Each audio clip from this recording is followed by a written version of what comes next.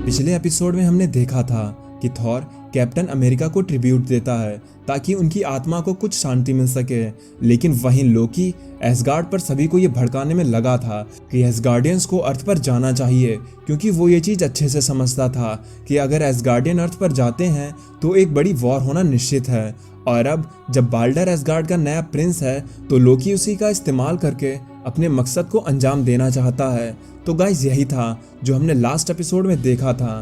तो जो भी इस स्टोरी को पहली बार देख रहा है तो मैं उससे यही कहूँगा कि ये एपिसोड नंबर 17 है, और अगर आपको ये स्टोरी अच्छे से समझनी है तो आप इसके एपिसोड नंबर 1 से इस स्टोरी की शुरुआत कर सकते हैं। और मैं इसकी प्लेलिस्ट का लिंक यहाँ पर आई बटन पर भी दे दूँगा और साथ ही में डिस्क्रिप्शन बॉक्स में भी दे दूँगा, तो आप वहाँ से जाकर फर्स्ट एपिसोड से इसकी शुरुआत कर सकते हैं। तो अब इस कहानी को शुरू करते हैं। शाम का समय, ये वो समय होता है जब लोग या तो पार्टी करने में मगन होते हैं या फिर अपनी शाम रंगीन बना रहे होते हैं। और इसी रंगीन शाम में भीड़ से होते हुए एक लड़की जा रही होती है जिसकी अदा और उसका फिगर इतना हसीन है कि कोई भी सख्त लौंडा अपनी शक्ति खो सकता है। और इसी खूबसूरती में एक आदमी अपने हार्मोन्स पर से काबू खो देता है और वो उस लेडी के कंधे पर हाथ रखकर बोलता है, ए जाने मन, बोलो तो मैं तुम्हें लिफ्ट दे सकता हूँ। लेकिन तभी उस आदमी को ये रियलाइज हो जाता है कि उससे बहुत बड़ी गलती हो गई है, क्योंकि वो लेडी उस आदमी के हाथ को शीशे में बदल देती है, जिसके बाद वो लेडी आगे बढ़ जाती है।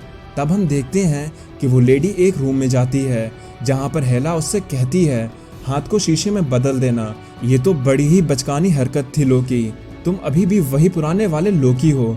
तो लोकी कहता है कि अब मैं क्या करूं, मेरी फितरत ही कुछ ऐसी है कि मैं भी नहीं पाता, लेकिन तुमने इस जगह को कितना खूबसूरत बना रखा है, और जरा तुम खुद को देखो कि कितनी खूबसूरत लग रही हो। जिस पर हेला कहती है, गॉड ऑफ मिस्चीफ के मुंह से ऐसी बातें सुनकर तो मुझे ऐसा ही लगता है कि आज उन्हें मुझसे कुछ काम है। तो बताओ लोकी, तुम्हें मुझसे क्या चाहिए।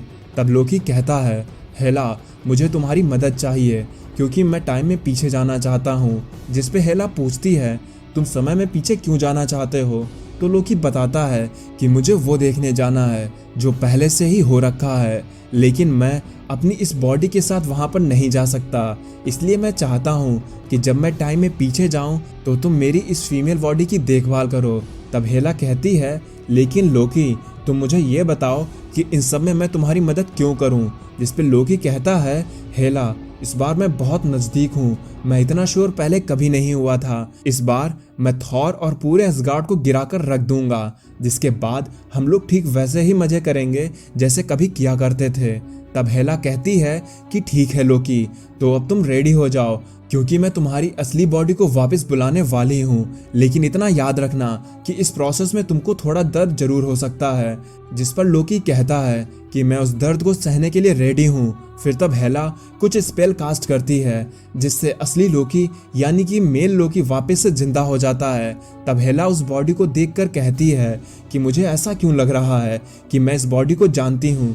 जिस पे लोकी कहता है, हाँ, तुम जरूर इस बॉडी को जानती होगी, लेकिन फिलहाल मैंने ये बॉडी कुछ वक्त के लिए उधार ले रखी है, क्योंकि अभी भी मुझे इस बॉडी से कुछ काम करना बाकी है। इसीलिए तुम मुझे यहाँ से जल्दी टाइम में पीछे भेज दो, क्योंकि ये बॉडी ज़्यादा देर तक किसी होस्ट के बिना सरवाइव नहीं कर पाएगी, और अगर ये बॉडी ऐसे ही बनी रही तो उसका फाइनल होस्ट इसको ढूंढ लेगा। तब हेला एक बार फिर से लोकी का हाथ पकड़कर स्पेल कास्ट करती है और लोकी को वो ठीक उसी समय में पीछे भेज देती है जब एसगार्ड पर वॉर छिड़ी हुई थी। लोकी जैसे ही वहां पर पहुंचता है तो एक फ्रॉस्ट जाइंट लोकी को मारने के लिए आता है, लेकिन लोकी उसे जला देता है, और यही गलती दूसरा फ्रॉस्ट जाइंट भी करता है, जिस पर लोकी उसे भी वहीं पर मार देता है और उनसे कहता है, बेवकूफ़ों, तुम लोग मुझ पर हमला मत करो, मैं तुम में से ही एक हूँ। जिस पे फ्रॉस्ट जाइंट का किंग लोकी के पास आता है और कहता है, हाँ, मैं ये बात फील कर रहा हूँ कि तुम एक फ्रॉस्ट जाइंट हो और तुम्हारे खून की महक ऐसी लग रही है जैसे तुम मेरे ही खून हो, लेकिन तुम मुझे कुछ बदले बदले से लग रहे हो। तब लोकी कहता है, हाँ, क्योंकि मैं टाइम में वापस पीछे आया हूँ ताकि मैं अपने लोगों की मदद कर सकूँ, इस जंग को जितवा सकूँ। और गाइज यही वजह थी कि लोकी टाइम में पीछे अपनी बॉडी के साथ वापस आना चाहता था, क्योंकि इसी वजह से लोकी फ्रॉस्ट जायंट को ये कन्विंस कर सकेगा कि वो भी उनमें से ही एक है। और अगर यही चीज लोकी लेडी सिफ की बॉडी के साथ करता तो कोई भी फ्रॉस्ट जायंट लोकी की बात पर विश्वास नहीं करता। फिर लोकी उनसे कहता है कि मुझे बस तुम्हारा सबसे तेज दौड़ने वाला फ्रॉस्ट जायंट की जरूरत है, जो इतना तेज हो कि वो एसगार्ड के राजा बोर का ध्यान अपनी तरफ खींच सके। और तब वो फ्रॉस्ट जायंट उस जगह से भागता है और उसके पीछे पीछे बोर भी भागते हैं, क्योंकि वो ये बात जानते थे कि फ्रॉस्ट जायंट का मैजिक बहुत वीक होता है। लेकिन बोर ये बात नहीं जानते थे कि इस वक्त उनका सामना फ्यूचर से आए हुए लोकी के साथ होने वाला है, जिसने खुद एसगार्ड पर रहकर उनकी ही क्वीन से एसगार्डियन मैजिक को सीखा था।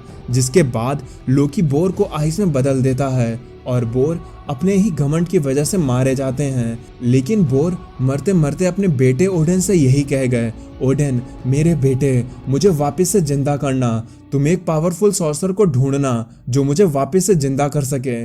जिसके बाद ओडेन वहां से चले गए तो यही चीज दूर खड़े लोकी और लॉफी देख रहे होते हैं, जिसपे लॉफी कहता है कि ये एसगार्डियन फिर से हमला करने के लिए आएंगे। तब लोकी कहता है तुम उसकी फिक्र ना करो, मैं यहाँ पर इसीलिए तो समय में पीछे आया हूँ ताकि मैं सब कुछ ठीक कर सकूं। और जब ओडेन बोर के मरने के बाद एसगार्ड पर वापस जाते हैं तब वो एसगार्ड के नए किंग बन जाते हैं। जिसके बाद ओडेन ह्यूमंस को आगे बनाने में लग जाते हैं और फिर तभी ओडेन को अपने फादर बोर की आवाज़ परेशान करने लगती है, क्योंकि ओडेन ने बोर को वापस लाने के लिए कुछ भी नहीं किया था, जिसकी वजह से ओडेन बहुत परेशान रहने लगे थे। लेकिन खुद ओडेन भी ये चीज़ नहीं समझ पाए थे कि वो आवाज़ें जो बोर की उन्हें सुनाई देती थीं वो असल में बोर की थी ही नहीं, क्योंकि वो सभी आवाज़ें और विज़न खुद लोकी उनको दिखा रहा था ताकि वो अपनी अगली चाल चल सके। और फिर लोकी अपने बचपन के लोकी के पास पहुंच जाता है। बड़ा लोकी ये चीज़ अच्छे से जानता था कि उसका बचपन का लोकी ठीक वैसा ही है जैसा कि ये बड़ा लोकी है, इसीलिए वो उससे कहता है कि उसे अपने फादर लोफी को ओडेन से वॉर करने के लिए उकसाना होगा ताकि उस वॉर में ओडेन लोफी को मार सकें। और जब ओडेन लोफी को मारेंगे तब तुम लोफी की तलवार लेकर ओडेन पर हमला कर देना, जिसके बाद खुद ओडेन तुम्हें अपने साथ एसगार्ड पर ले जाएंगे। और फिर तब तुम एसगार्ड को वहां पर रहकर अंदर से आस्तीन के सांप की तरह धीरे धीरे खत्म करते रहना, क्योंकि लोकी ने पहले ही ओडेन को बोर के विजन दिखाकर ये एहसास दिला दिया था कि अगर ओडेन को अपनी गलती का पश्चाताप करना है तो ओडेन के हाथों एक और बाप को मरना होगा और ओडेन को उसके बच्चे को एसगार्ड में ठीक वैसी ही जगह देनी होगी जैसे ओडेन खुद अपने बेटे को देंगे। जिसके बाद वो छोटा लोकी ऐसा ही करता है। एक रात जब लॉफी और लोकी ये दोनों लोग डिनर कर रहे होते हैं तब छोटा लोकी कहता है, मैंने सुना है फादर कि ओडेन एक बार फिर से हम पर हमला करने वाले हैं। तो लॉफी कहता है हाँ, वो हमला तो जरूर करेंगे क्योंकि हमारी ही वजह से उसका फादर बोर मारा गया था। तो छोटा लोकी कहता है कि अगर आप चाहें तो इस बार भी आप लोग ओडेन को मार सकते हैं, जिस पे लॉफी कहता है लेकिन अब ऐसा करना मुश्किल होगा क्योंकि ओडेन वो गलती नहीं करेगा जो कभी उसके फादर बोर ने की थी। तब लोकी कहता है फिर तो लोग सच ही कहते हैं, जिस पे लॉफी पूछता है कि लोग क्या कहते हैं, क्या तुम मुझे ये बात बताओगे?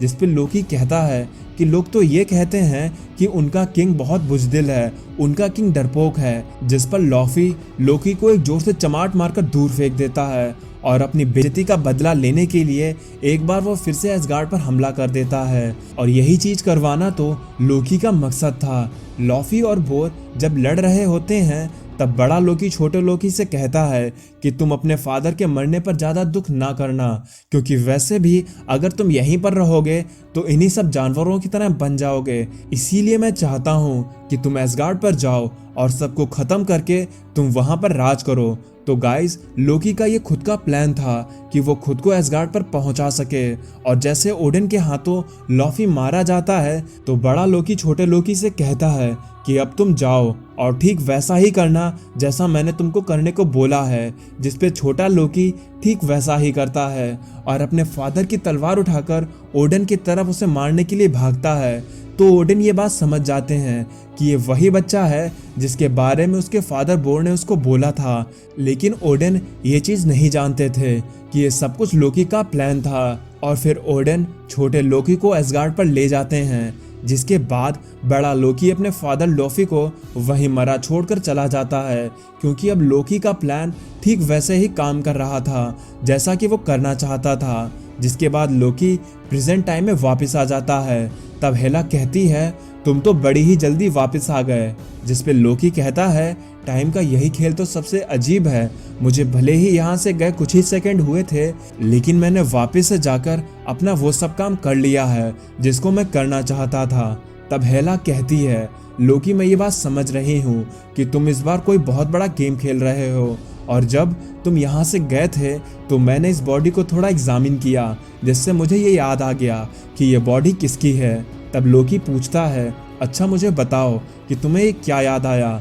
जिस पे हेला कहती है कि ये सिफ की बॉडी है, और अब मैं तुमसे बहुत इम्प्रेस हुई हूँ, क्योंकि सच में अब मुझे ऐसा लग रहा है कि तुम इस बार ओडिन की लेगेसी को ख़त्म करके रहोगे। जिस पे लोकी वहाँ से जाते हुए बोलता है कि हाँ, इस बार मैं सब कुछ ख़त्म करके ही रहूँगा। और लोकी की इन्हीं लाइन्स के साथ ये एपिसोड यहीं पर ख़त्म हो जाता है।